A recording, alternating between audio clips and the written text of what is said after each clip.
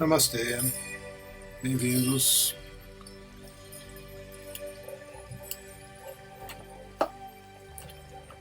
Iniciando o nosso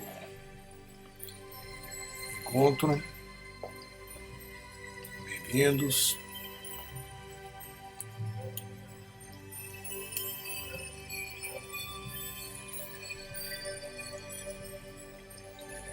Espero que estejam me ouvindo direitinho. Eu vou baixar a música.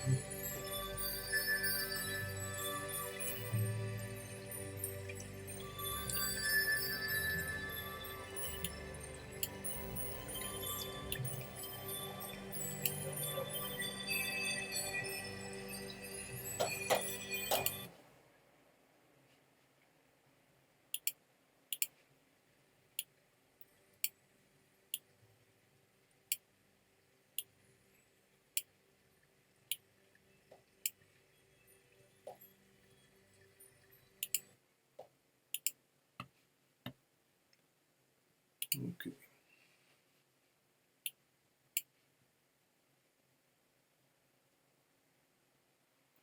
Então, estamos começando nosso encontro online, que também chamamos de satsang. Satsang é uma tradição mais oriental do que ocidental, mas ocorre em satsang já no Ocidente há muito tempo. Os satsangs, ou um satsang, satsang significa encontro com a verdade. Sat é verdade, sang, ou sanga, é onde a verdade se encontra, né? Então, normalmente, um satsang ele é um encontro onde se tem a oportunidade de encontrar respostas ou entendimentos ou compreensões, melhor ainda, daquilo que se busca.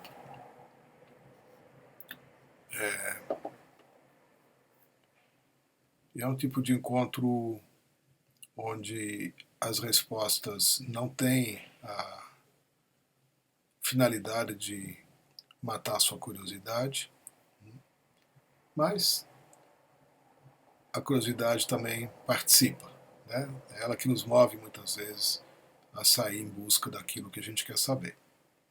Mas satsang significa que você está em busca de alguma coisa que te inquieta e que, se você puder ver o que você está buscando, ou se você puder encontrar a resposta ou as respostas, ou a visão ou a compreensão, a sua vida é transformada. Então não é uma aula, não é uma conferência, também não é um debate, a gente não troca ideias, né? Isso se faz de outra forma em outros lugares. O satsang ele consiste no estarmos nos colocando e nos disponibilizando para olhar o que está aí, seja lá o que for, seja lá que cor tenha, seja lá que formato tenha, seja lá o que seja, né? A gente busca ver, porque ao ver algo que não foi visto, somos transformados pela mudança de consciência que acontece. Então, o satsang inevitavelmente vai trazer uma mudança de estado de consciência. Pelo que as palavras estão dizendo, pela colocação dos questionamentos, pelos espaços de silêncio, que também fazem parte, porque quando você não tem imediatamente a resposta para algo que a sua mente anseia em saber, esse espaço de silêncio, ele muitas vezes contém a resposta que você está precisando ouvir. Então, os satsangs, eles não são exatamente uma conferência onde a gente dispara falando, né? Pode acontecer, mas os espaços de silêncio também são preciosos. Só que a gente não está acostumado ou não estamos preparados devidamente para fazê-lo, porque temos uma vida urbana, temos uma vida que nos exige inúmeras atividades, muitas vezes simultâneas, né? Somos multiuso, multiocupados. Então, é importante que a gente encontre meios de, por alguns instantes, encontrar um eixo, encontrar um centro. E o melhor jeito de fazê-lo, a melhor maneira de fazê-lo, uma delas é, como eu venho fazendo todas as terças-feiras, eu vou pedir para vocês fecharem os olhos e conectarem com o centro do peito, com o coração, por alguns instantes, trazendo sua atenção para o coração, para o quarto chakra, notando como está a sua respiração. Ela não precisa ser alterada, basta notar como ela está. Notando também a temperatura do seu corpo. Você pode tocar ou não. Talvez você consiga sentir o bater do coração. Ao mesmo tempo que você sente e nota também a expansão e a contração do seu peito, pela entrada e saída de ar.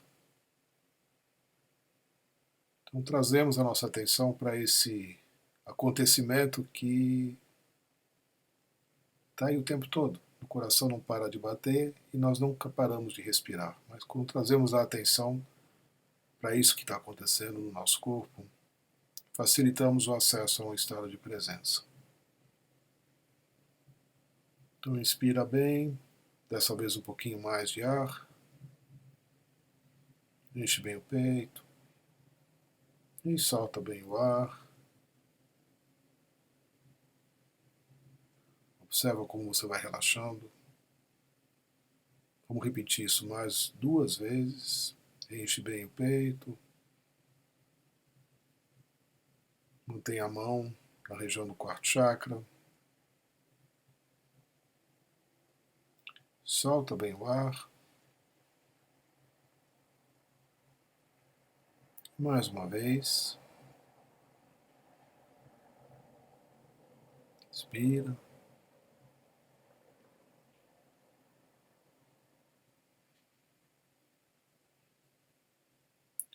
Quando a gente faz uma meditação por meio da respiração, a respiração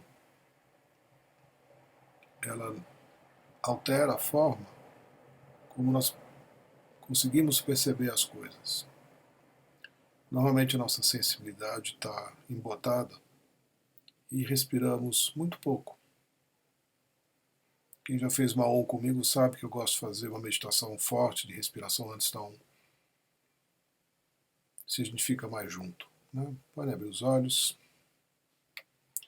Bem-vindos de novo. Então, eu vou ler, tá bom, Débora? Boa noite, querido Setu. Aconteceu algo inusitado, eu quero compartilhar com você. Quinta passada, estava numa diksha e depois de fazer a doação, fui me sentar e percebi que havia uma mulher que não estava anteriormente. Doei para ela também e me sentei, mas achei que estava ocupando o lugar de outra pessoa e decidi procurar a cadeira inicial. Quando abri o olho, vi que era minha amiga. E no final me perguntou, por que você me doou 2 vezes? Eu só conseguia rir e falar para ela que eu só dei uma. Então, não tenho o que comentar a respeito, tá bom, Débora? De qualquer maneira, a gente pode cometer enganos, né? Porque quando a gente está numa sessão de Diksha e quando a gente está recebendo e doando Diksha, é natural que nós nos encontremos num estado de consciência um pouco diferente. Não é que seja nada de muito especial, não, mas é diferente do que estamos habituados. E o que acontece com todos nós quando nos encontramos num estado de consciência alterada ou diferente por conta do nível de energia que está presente? O que acontece é que a nossa maneira habitual de funcionar, da nossa mente funcionar, ela deixa de funcionar do jeito que sempre, né, da forma mecânica. Então, em parte, podemos perder um pouco do controle sobre todas as coisas, porque o nosso nível de atenção muitas vezes está mais focado no que está acontecendo dentro do que está acontecendo de fato fora. Quando você está numa sessão de Diksha, muitas vezes você está sendo processada pela energia que você está recebendo. Então, às vezes até mecanicamente você vai estar dando Diksha nas pessoas, mas a sua atenção muitas vezes está mais concentrada no que está dentro do que de fato no que está acontecendo fora. Isso pode acontecer.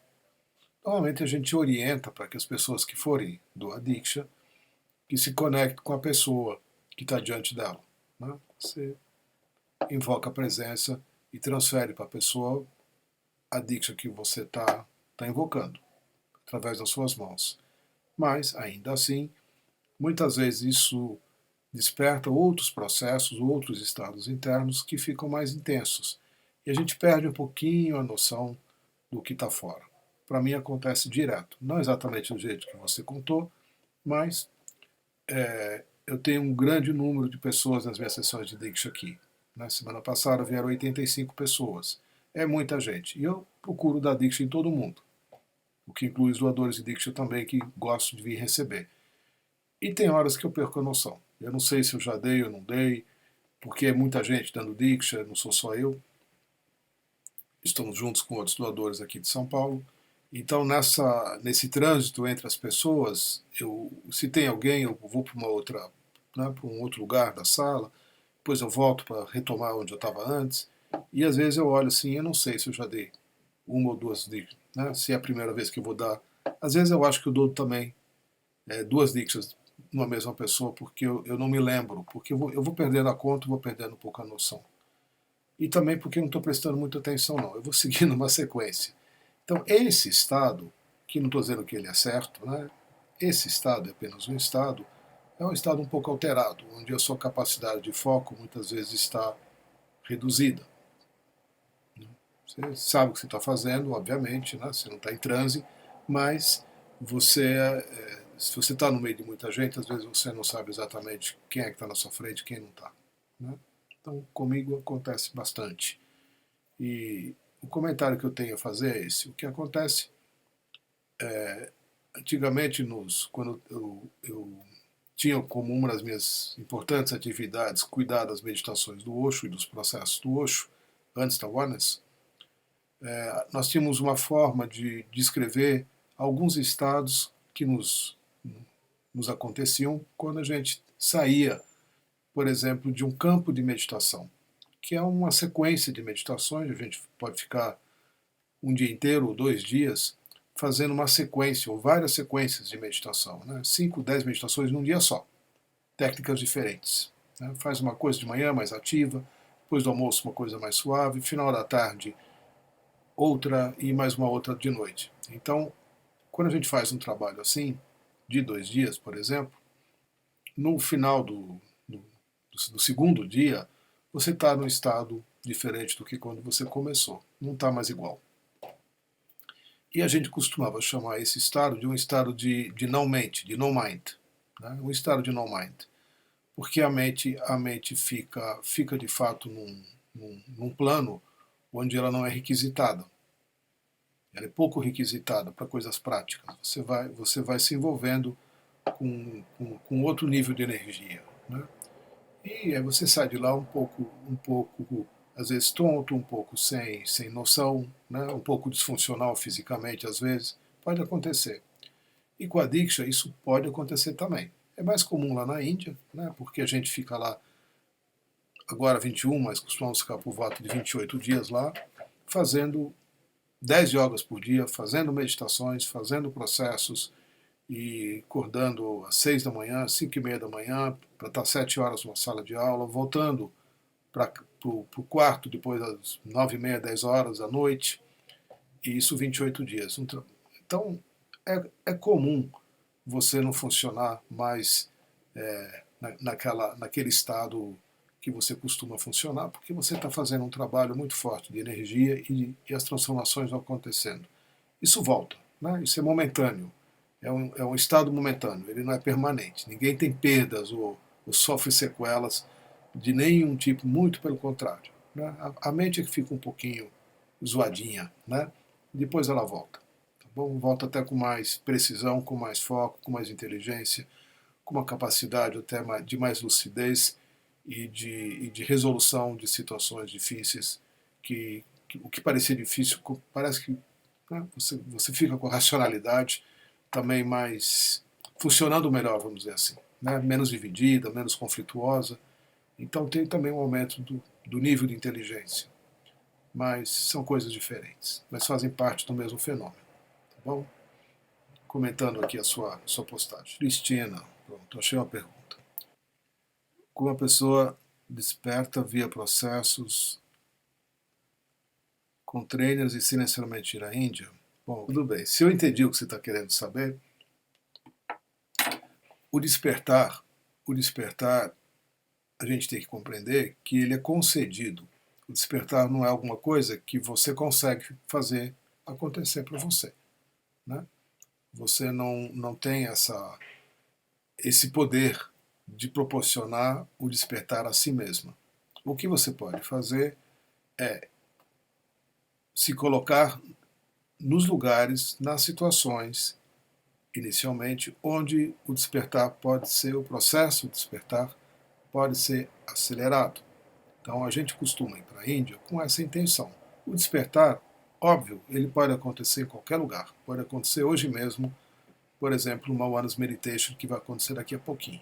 O despertar ele não tem dia e hora marcado para acontecer. Pelo menos não da forma como eu estou colocando aqui.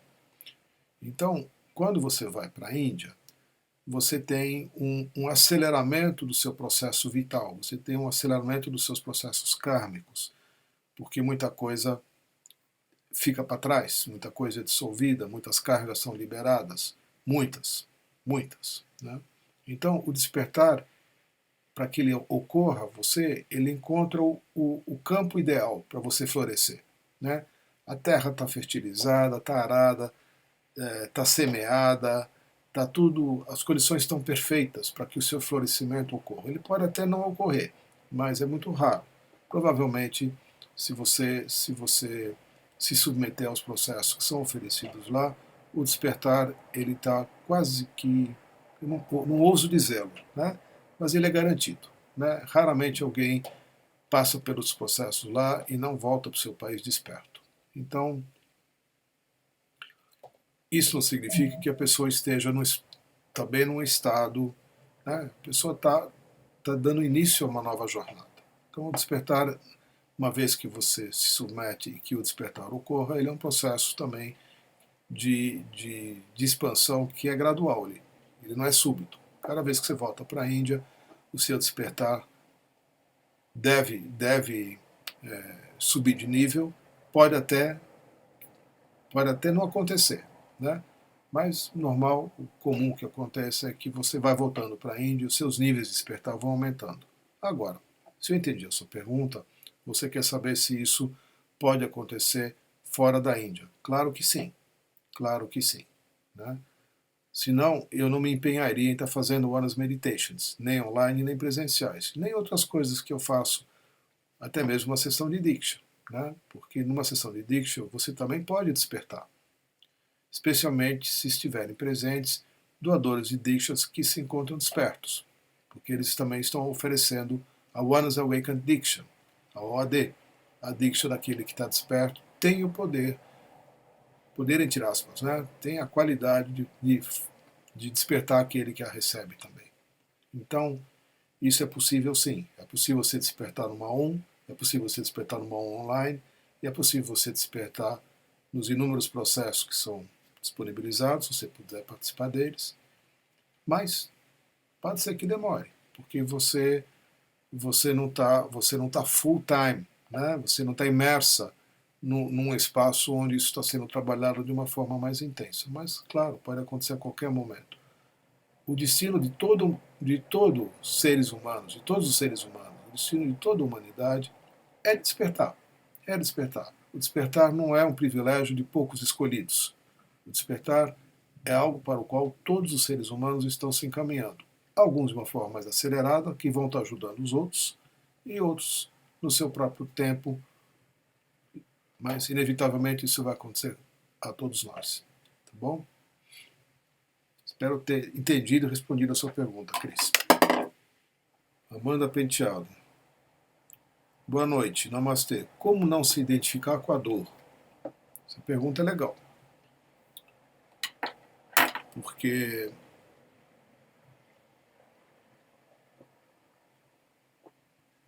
Eu gosto de falar muito de uma visão muito didática que nos é oferecido por eu considero ele um belo mestre, chamado Eckhart Tolle. Provavelmente boa parte de vocês, muitos de vocês já o conhecem. O Eckhart Tolle, ele é autor de 3 ou 4 livros bastante conhecidos, eu tenho todos eles aqui na minha estante. E o primeiro deles, que é ainda um best-seller, chama-se O Poder do Agora, The Power of Now. O Poder do Agora é um livro para ser lido um pedacinho e fechado. Né? É muito legal isso. Não é um livro para você ler, pegar, sentar e ler. Você lê um trechinho, meia página, aí tem uma pausa, um sinal de pausa, ali você fecha o livro, deixa aquilo vibrar dentro de você, num outro momento, num outro dia, você abre de novo e vai dando sequência. Então, foi um jeito muito legal que o Eckhart Tolle encontrou de disponibilizar algo que não seja apropriado pela mente. Né? E ele também deu algumas palestras na época do lançamento do livro, que isso já tem quase 15 anos, eu acho. Eu não lembro quando é que foi lançado o livro dele aqui no Brasil, mas faz tempo, não foi agora não, faz tempo. E numa dessas palestras, o Eckhart Tolle, ele, ele, ele trouxe uma definição que eu acho muito útil. Ele diz o seguinte, que a estrutura do nosso ego, com o qual estamos profundamente identificados, né, a gente acha que é alguma coisa e a gente sustenta isso de inúmeras formas, né, e diz que nós temos, assim como temos o corpo físico, nós temos também um segundo corpo, que ele chama de corpo de dor, de pain body, né, um corpo de dor, com o qual também estamos identificados. O corpo de dor ele, ele, ele é uma forma de você também sentir que você existe, porque você sente dor. Se a dor for retirada de você, é como se você deixasse de se perceber. Tamanha profundidade essa identificação acontece. Né? E tem uma característica muito interessante do corpo de dor, porque assim como o nosso corpo físico se nutre de alimentos, né, e de líquidos de todos os tipos para sobreviver, se a gente não come, se a gente não bebe, o corpo não se sustenta. Tem gente que vive de ar, né, sem criar polêmicas aqui. Tem gente que vive de ar, de prana, mas comumente nós precisamos comer para termos a energia vital plena. E o corpo de dor da mesma forma. O corpo de dor, ele se nutre do quê? Ele se nutre de tudo aquilo que possa causar dor e sofrimento. Então, é de tal forma a nossa identificação com este corpo que inconscientemente criamos ou buscamos situações dolorosas para que o próprio corpo possa se nutrir. Isso tudo, obviamente, acontece no inconsciente, não é uma coisa que a gente sai por aí fazendo. Né? Mas você pode observar que muitas vezes, sem você se dar conta, na hora de fazer uma escolha, né, uma pessoa até para você se relacionar, muitas vezes você vai escolher aquela que vai te causar maior sofrimento. Né? Isso tem outras explicações, né, isso cabe de inúmeras outras formas, mas para ficar dentro do tema, assim como escolhemos ou somos escolhidos por pessoas, assim como escolhemos para onde ir, o que fazer, momento a momento, né? A gente pelo menos tem essa impressão que está fazendo uma escolha. Talvez a gente, de fato, nem mesmo as faça, mas vamos considerar que estamos fazendo escolhas, né? Ainda que de forma inconsciente. Estas escolhas, elas vêm também nutrir o nosso corpo de dor, até que isso seja visto. O corpo de dor, ele só persiste nesse estado com o qual você está identificada, enquanto você não perceber que ele existe. No momento em que ele é visto, no momento que ele é identificado, né, que ele é exposto, ele deixa de atuar dessa forma. Até então, observe como há uma tendência de você trazer para si as situações dolorosas como uma forma de você se manter identificada com a dor. Porque se você de fato se desidentificar da dor, a sensação que a mente tem e o ego tem é de morte, é como se você fosse morrer, porque sem dor você não sabe quem você é, sem dor você acha que não existe. Tamanha é a identificação. Né? Então, obviamente, há situações que são prazerosas, as situações que são de expansão, as, as situações onde você se funde com amor, né? Elas são até mesmo rejeitadas, porque se você encontrar a alegria e o amor na sua vida, parece para o ego, que está identificado com a dor, que você vai morrer, que você vai perder algo muito precioso, que é a sua dor. Então, eu sei que falando assim é uma coisa um pouco teórica, né? Um pouco bastante teórica, mas é observável. Então, no momento que você começa a observar que talvez você não saiba muito bem como proceder na sua vida se você não tiver do que se queixar, para quem se queixar, né? Observe como é um hábito você sustentar o corpo de dor também de uma outra pessoa e ela retribuir. Então você vai encontrar uma amiga, um amigo, um membro da família, ou do trabalho, onde quer que seja, e você começa não a falar das coisas boas que você está vivendo. De vez em quando, né? Mas a gente acha que coisa boa é uma coisa que dura pouco. A gente já vai logo se desfazendo dela. De tal forma que estamos identificados com os processos de dor. Agora, se queixar do que está dando errado, da falta de dinheiro, do que está doendo no seu corpo, do que não está dando certo e da falta de amor, isso você vai encontrar sempre quem te ouça e quem esteja disposto a falar também das suas mazelas com você. Né? Então, uma pessoa sustenta a dor da outra. Isso é um fenômeno que se dá coletivamente. A gente vai se nutrindo mutuamente, né? Vai fazendo um piquenique de situações dolorosas. Então, quando você perceber, identificar que você está no meio de uma história dessa, sai fora. Né? Sai fora, para, simplesmente não compactua, porque é um processo inconsciente e ele é compulsivo. Ele é compulsivo. A hora que você vê, você está diante ou está junto com pessoas que estão se queixando de um monte de história, você vai ter, muitas vezes, que arrumar um problema também bem grave, né? Para que você não perca os amigos, para que você possa contar também e para que você possa receber atenção. Se você tiver uma dificuldade ainda maior do que o das outras pessoas, mais legal ainda, porque aí você vai passar a ser o centro de atenções. Em famílias onde tem muitos irmãos, é uma das estratégias, né, de chamar a atenção dos pais, é você criar um problema grave para você.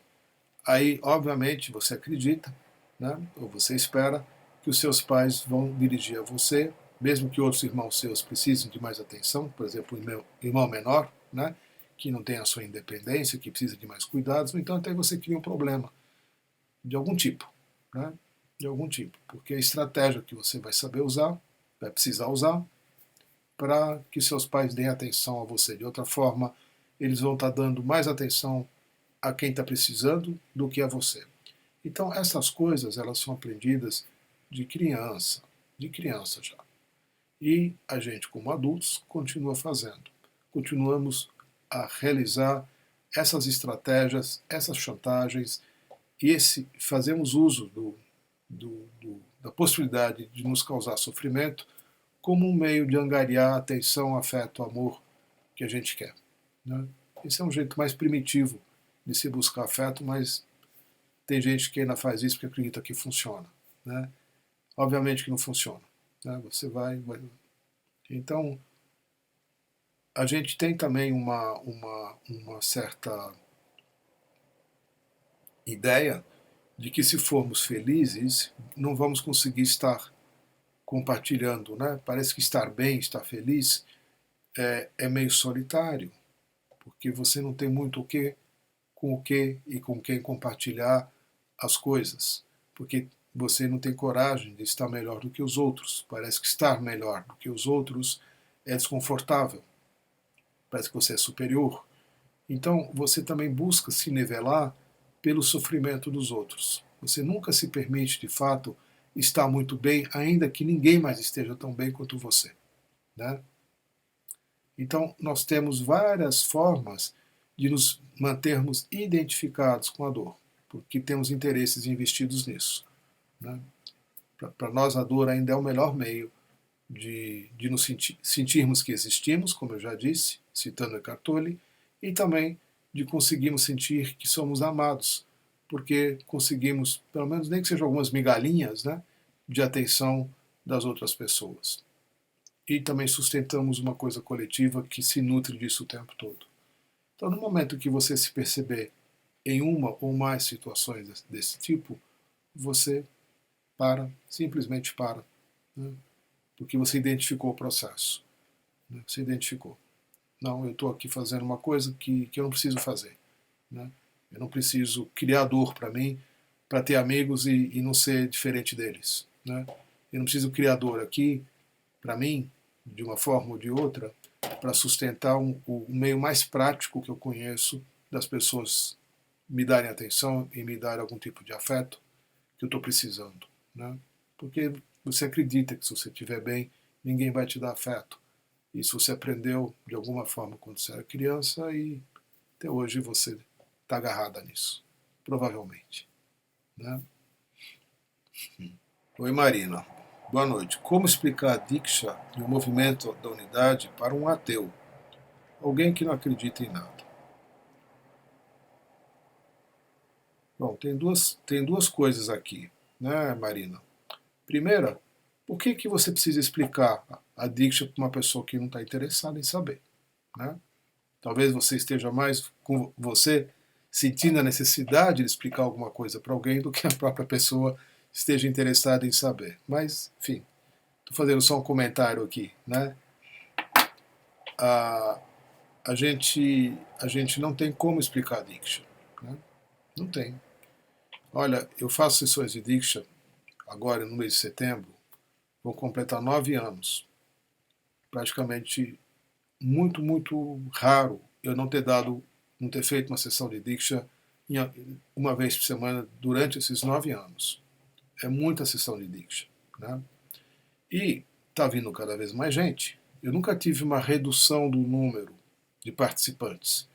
E, em média, eu recebo hoje, né, que eu já estou persistindo nisso há muito tempo, uma média de 10 a 15 pessoas novas toda semana, o que totaliza por volta de 30 a 40 pessoas novas, ou mais, até 50 por mês. Então, eu não preciso explicar para essas pessoas que vêm trazidas por irmão, por filho, por mãe, por amiga, por namorado, por noivo, etc., o que é addiction, mesmo porque eu já vou avisando logo. Eu não sei o que é addiction. Eu não sei o que é. O que eu sei é que a minha vida e a vida das pessoas que estão recebendo addiction está sendo transformada. As curas estão acontecendo em todos os níveis. Curas físicas, curas emocionais, curas mentais e curas espirituais. Então, a Diksha, ela oferece à pessoa uma possibilidade de mudança. Agora, se você quer ser mais exata, mais técnica e não dar uma resposta mística, né, você pode sim se referir que a Diksha provoca mudanças no nosso cérebro. Nosso cérebro ele passa, ele está sujeito a alterações plásticas, como eles dizem. Né? O cérebro ele não é uma coisa fixa, ele se adapta, ele se ajeita, ele se desenvolve, ou ele contrai, ou ele desenvolve novos potenciais, na medida que ele recebe certos estímulos ou deixa de receber outros. Isso que eu estou falando é informação científica que eu não domino. Tá? Estou falando aqui de curioso. Né? Então, a Diksha, ela atua no sistema de funcionamento do nosso cérebro. Ela desativa atividades em certas regiões localizadas nos lobos parietais e também ativa o frontal. Isso faz com que você perceba a realidade de uma forma diferente. Então, essa é uma experiência, né, que a pessoa precisa ter. O que acontece se você puder fazê-la entender que se ela perceber a realidade de uma forma diferente, que ela está condicionada a receber, porque essa é a nossa condição, somos condicionados, né? Vemos as coisas sempre da mesma forma, porque fomos geneticamente programados pelos nossos pais e pelos nossos antepassados a olhar as coisas de uma certa maneira, né? Hoje eu vi um filminho no YouTube, nada a ver com isso que eu estou falando, mas que tinha isso como tema, né? Ele mostrava, ele mostrava uma vaca dentro de um curral, usando a língua para abrir o fecho, de um jeito muito engenhoso, assim, muito simples para ela. Ela estava bem trancafiada ali no curral, né? Mas ela põe a língua lá, ela busca a tranca, que é uma tranca que entra a tranca e depois desce a alça, né? Ela foi lá, levantou a alça e puxou a tranca para fora. E saiu lá da, né, do curral onde ela estava presa. Foi para fora, lá fora tinha uma bola, e ela começou a brincar com essa bola. Como uma criança, ela rolava pelo chão, ela, né, como um cachorro às vezes brinca com bola, era uma vaca brincando. Né? Muito bonito de se ver, muito bonito de se ver. Então o filminho chamava para isso, né? Assim, a pessoa estava postando esse filme para que nós possamos nos acostumar a ver as coisas de outras formas, porque a gente ainda acha que vaca serve ou para nos dar o leite ou para nos dar o bife na hora do almoço, né? Né? Fomos educados, fomos condicionados a ver as coisas dessa forma. É alimento, né? A gente vê uma vaca, a gente pensa em alimento.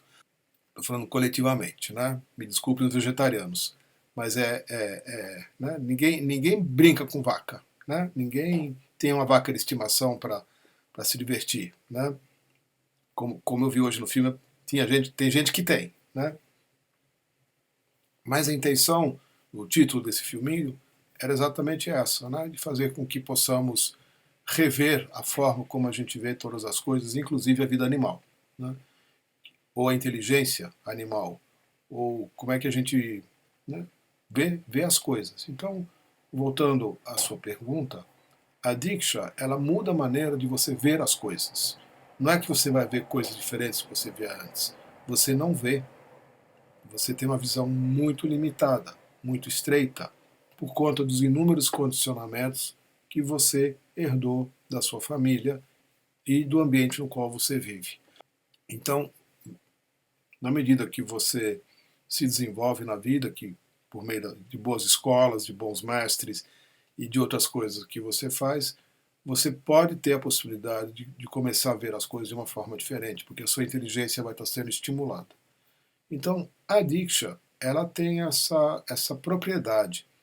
Ela abre a tua capacidade, ela trabalha com os sentidos e ela abre a sua capacidade de ver coisas ou perceber coisas que você não percebia antes.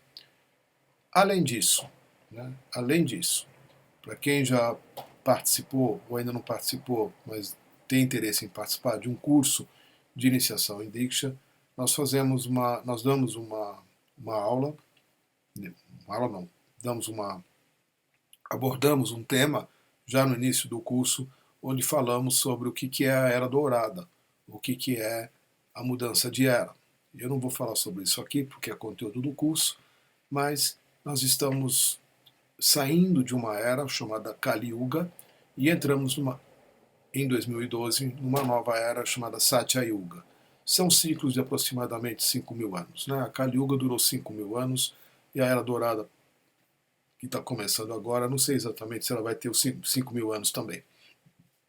Mas o que importa dentro do que eu estou explicando aqui é que a mudança de era significa que matéria e consciência eram percebidas como coisas distintas e separadas.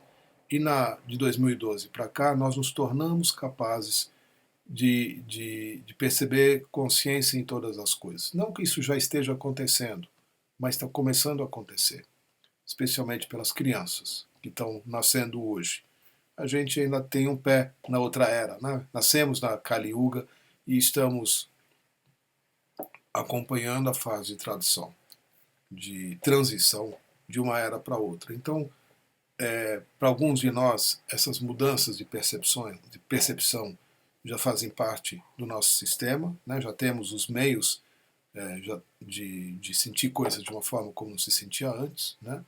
E para outros isso já é de nascença. Né? Tem criança já nascendo aí, já vendo tudo de um jeito diferente. Então, basicamente, se você puder ver que matéria é energia, se você puder se relacionar com a natureza, com os animais, com as árvores, com tudo que existe, como sendo um fenômeno de energia com o qual você interage, não é só que você olha e assiste, você tem uma interação diferente. Né? Se você puder conversar com as plantas, se você puder brincar, né? Compreender e falar com os animais, né? E coisas assim, você vai perceber que a maneira de você se mover na vida vai ser muito diferente. E aquilo que você vai deixar para quem vem depois de você, obviamente também vai ser muito diferente. Vai ser muito difícil você causar dor a uma outra pessoa, se você puder sentir o que ela sente. Vai ser quase impossível você causar sofrimento a uma outra pessoa. Essa é a grande mudança. Essa é a grande mudança. Nós vamos nos tornar incapazes de destruir a natureza, incapazes de nos machucarmos, como ainda o fazemos hoje, né? Por meio de violência e outros processos destrutivos. Isso não vai durar mais muito tempo. Ainda é parte de um fenômeno coletivo que está no seu fim. Né? A gente ainda está no rabo do cometa, como um amigo meu falou esses dias. Né? Estamos lá no final de uma era que ainda tem suas características, contra as quais não tem muito o que fazer. Né? A gente vai interferindo nas situações à medida em que nos é possível, mas elas ainda são resquícios de um tempo que já acabou.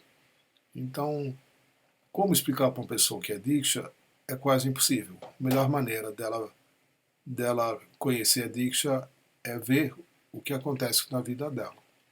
As curas que acontecem, as situações que antes estavam fechadas, como elas se abrem e coisas assim. Se a pessoa não puder ter uma experiência pessoal do que é a Diksha, fica muito difícil. Né? Fica teoria espiritual, fica papo furado, né? Que eu não vejo nenhuma utilidade nisso. O interessante sempre é que conduzir a pessoa a interagir com a energia, a não buscar muita explicação, porque não tem explicação mesmo, né? E deixar que as coisas naturalmente se desenvolvam. Né? A Diksha ela não seleciona quem é cético e quem não é cético. Não é necessário você acreditar em alguma coisa, né? No caso do cético, para que você possa sentir o que acontece com você. Então é importante não ter um discurso muito místico, né? Não falar muita besteira esotérica, né? Ser simples, direto, claro e oferecer à pessoa a experiência direta do que é possível acontecer. E esperar. Né? É muito raro alguém não ter alguma mudança, nem que seja no nível dos sonhos, no nível da prosperidade, das curas físicas e das curas emocionais. Né? Aí, depois a pessoa vai buscar respostas se ela tiver interesse. Tá bom? Não é muito fácil de falar de Diksha, não. Oi, Vera Ferreira. Oi, Setu. Como manter uma faixa vibratória alta sem falar ou processar nenhum julgamento interno? Vera, para que você precisa manter uma faixa vibratória alta? Não está na sua natureza. Não é da sua natureza. Né?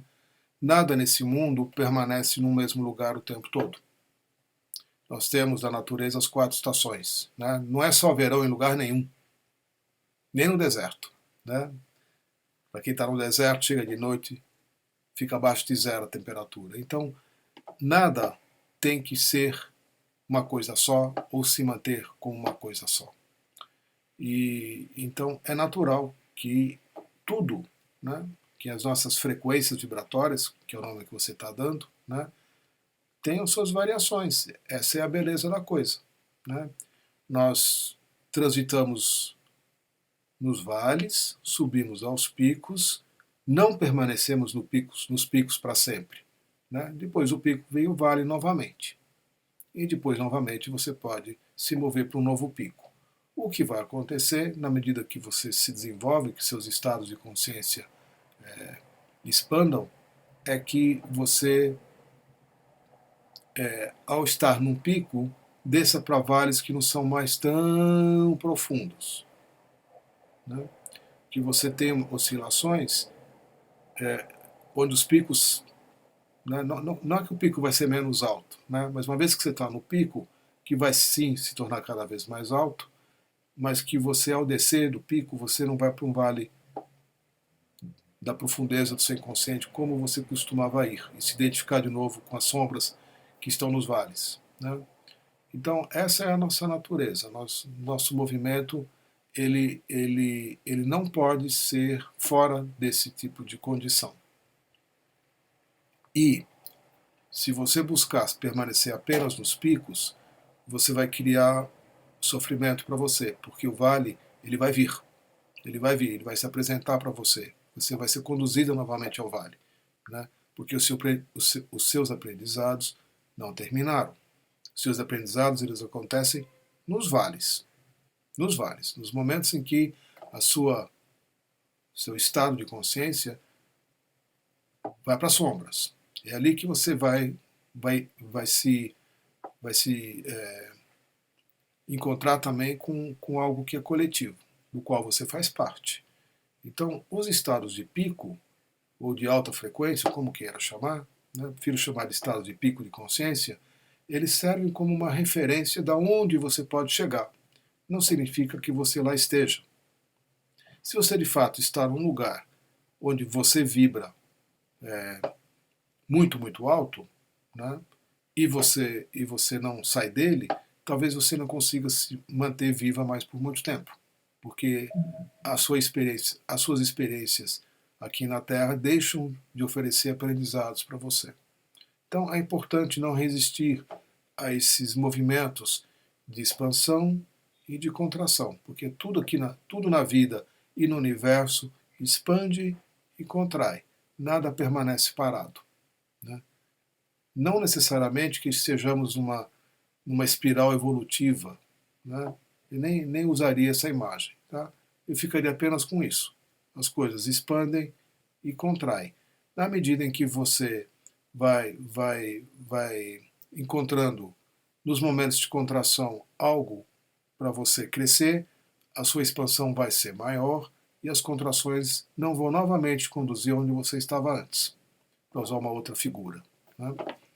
Tá bom? Não rejeite ou não faça esforços para se manter no tal do alto estado vibratório, porque provavelmente ele não é real, ele é artificial. Eles são experiências que você tem e que depois você deixa de ter. Se você tentar agarrar e segurar uma experiência de pico que você teve, isso a gente chama de sofrimento, porque você não vai permanecer de fato nela por muito tempo. Tá bom? Então procure não fazer isso. Deixe as coisas fluírem naturalmente. Deixe os estados de pico virem e deixe os espaços de pico irem também. Então você busca crescer e expandir, mas não resista àquilo que também vai te trazer de volta para um estado diferente. Tá bom? Oi, Luciana. A Diksha vai nos deixando menos resistentes às situações que precisamos mudar, mas que muitas vezes o apego fala mais alto mesmo. Aquilo causando dor e sofrimento? Sim, sim, Luciano. A Diksha vai nos oferecer ou vai nos apontar, né, o caminho para a saída do sofrimento. Isso significa que você vai poder reconhecer os seus apegos, as suas identificações. Ela não vai necessariamente remover os seus apegos, né? Apego significa que você não está apegado, né? Você mesmo não pode se desapegar daquilo que você está apegada. Você pode fazer uma prece e pedir para se desapegar, intencionando que isso aconteça a você, né? Mas o desapego você não pode dar a si mesmo. Ele vai acontecer naturalmente, como uma fruta que cai do pé, né? Ele acontece. Simplesmente ele vai embora. A situação ou aquilo que te mantém apegado a alguma coisa, num certo ponto, simplesmente vai perder a sua importância. Não que você tenha se esforçado para se desapegar das coisas, porque esse esforço ele não resulta, né? Ele não é real, ele não é verdadeiro. O esforço é real, mas o resultado não é, né? Então, tudo aquilo que acontece de forma inconsciente se mantém sempre forte. Então a gente sucumbe, muitas vezes, às nossas decisões de 1º de janeiro, né? Ah, vou parar de fumar, vou parar de beber, vou parar de fazer isso, vou parar de fazer aquilo, vou me inscrever numa academia, vou parar de comer açúcar.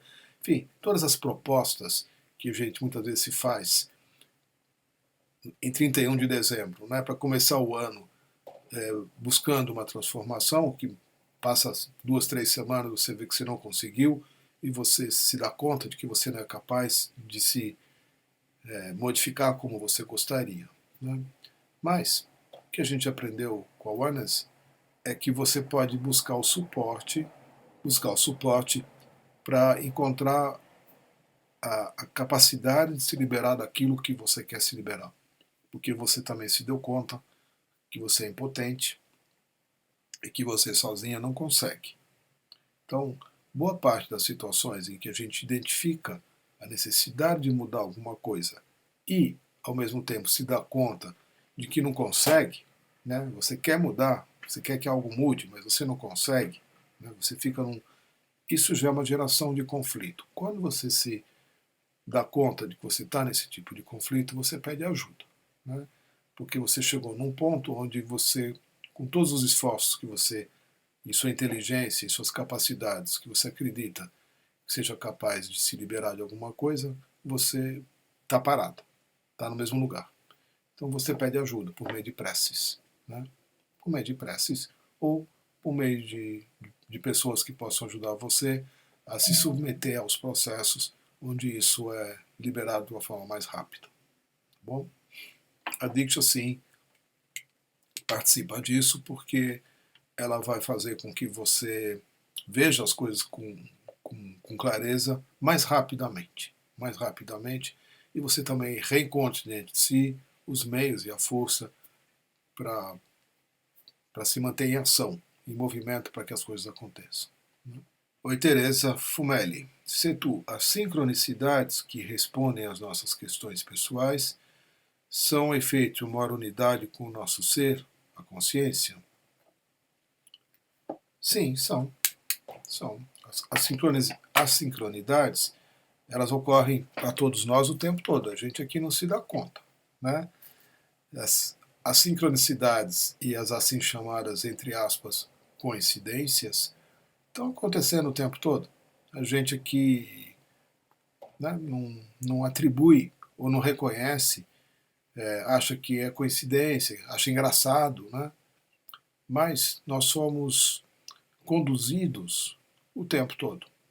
O tempo todo. Tem muita gente trabalhando, tem muita coisa trabalhando, tem muita consciência sendo gerada, tem muita gente sustentando consciência, tem muitas intervenções diretas de níveis mais altos de consciência, tem uma interferência direta do divino, da nossa conexão com o divino, e assim por diante. Então,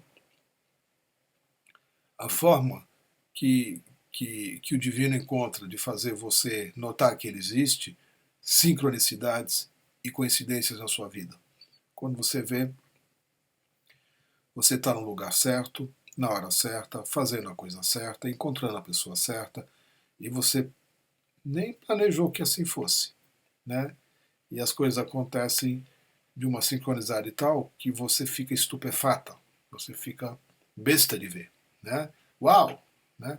Quando isso acontece, o seu coração ele acontece um reconhecimento no coração, né? Uma alegria, uma vibração acontece no coração. Ele vibra, o coração vibra. Uau, né? Essa é a hora que você se conecta com Deus. Esse uau, né? É a hora que Deus entra dentro de você, né? No sentido de percepção. Né?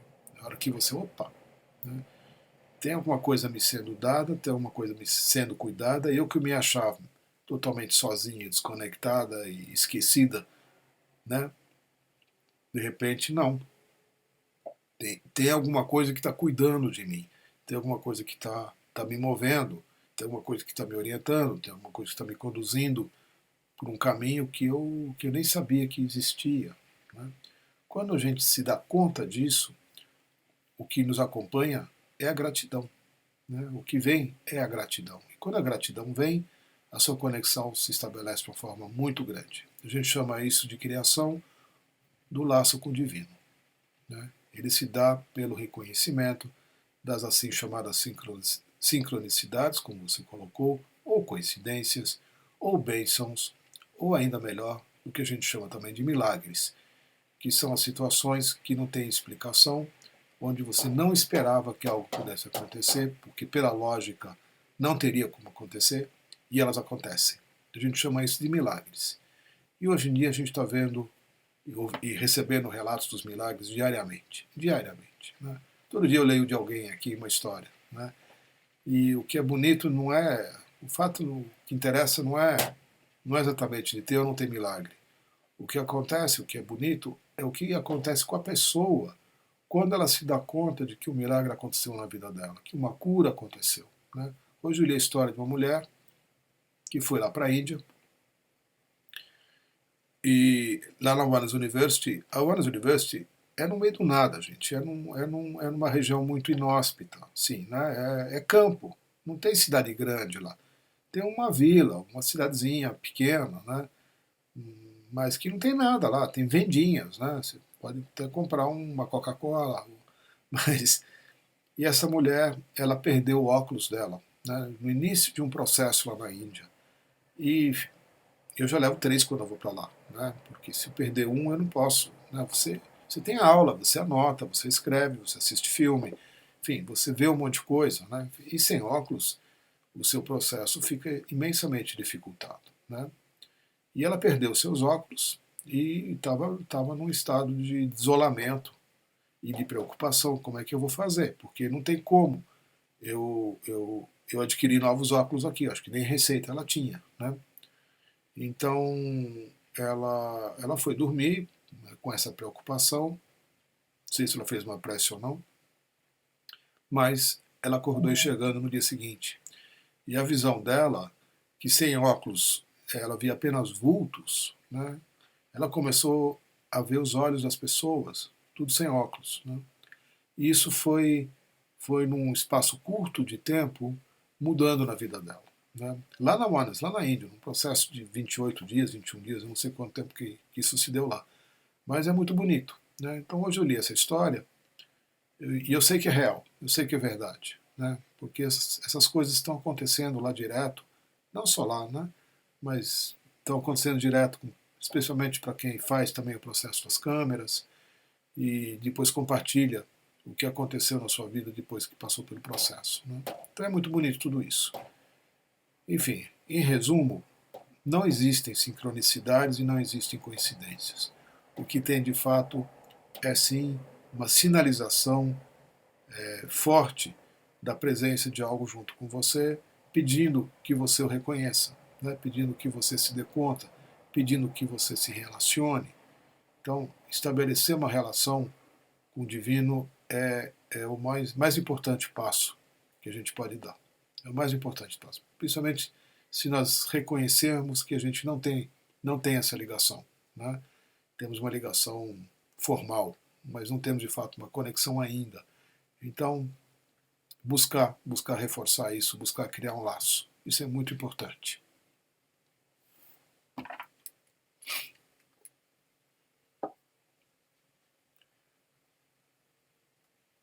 Oi, Cláudia. Oi, Silvia Lazo.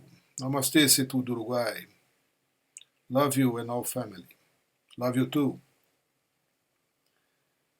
Essa semana estou indo para o Uruguai, né? Final de semana. Vamos fazer uma One's Meditation lá, vários meditadores, acho que sete meditadores juntos no Uruguai. Vai ser muito lindo. Quem puder ainda dá para ir para lá. Vamos embora. Sheila. Como identificar... Ih, gente, já passou 5 minutos das 11. Eu só vou ler sua pergunta, mas não vou responder, Sheila. Como identificar e diferenciar entre o apego, a dor e os processos de aprendizagem que temos que passar através de tal situação? Olha, são coisas diferentes. Né? Uma situação é dolorosa porque você está resistindo a alguma coisa. Né? Quando você resiste, você sente dor. Então, o apego, ele está junto. Né? ele está junto. Então, quando você confronta as dores que se apresentam a você, ou as situações dolorosas, o aprendizado acontece. Ele acontece. Né? Então, o apego é uma coisa que está junto, mas não participa, né? Nisso. Né? E o processo de aprendizagem, ele ocorre porque você, se você não sentir certas coisas, você não vai aprender com elas, né? Especialmente a dor que você causou ou ainda causa a outras pessoas, tá bom? Então é isso, queridos. Eu vou me preparar para a Oneness Meditation, que ocorre daqui a 10 minutinhos. Namastê, obrigado. Se eu não corri aqui para cima, se ainda tem mais alguma pergunta que eu não respondi, anota, me manda por e-mail. Deixa eu ver se tem aqui. Não, tá tranquilo. E a gente se vê dentro de 10 minutos. A Oneness Meditation é parte integrante aqui do nosso encontro. Então, se puderem participar dela, ela termina 15 para meia-noite aqui, horário do Brasil. Tá bom? Horário de Brasília. São bem-vindos. E muitas dessas coisas que a gente comentou aqui hoje, como, por exemplo, liberação dos apegos, liberação do sofrimento, desidentificação da dor e coisas assim, elas podem ocorrer também durante uma Oneness Meditation. Tá bom? Então, faz um preparo também, eu vou fazer o meu aqui, faz o seu aí, e recebe a eventualmente faça uma prece, intencione alguma coisa que você queira receber também. Tá bom? Namastê, obrigado por estarem aqui, até daqui a pouquinho.